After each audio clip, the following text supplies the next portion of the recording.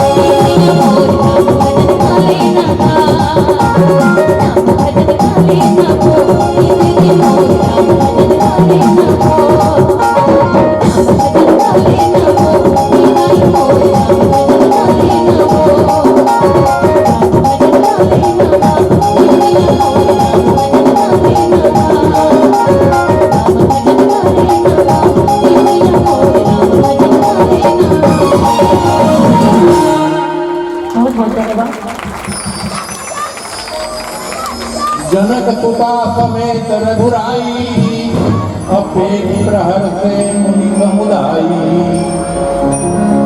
आगे भैया गोस्वामी तुलसीदास जी सीता जी के लिए जनक सुता शब्द लिखते हैं।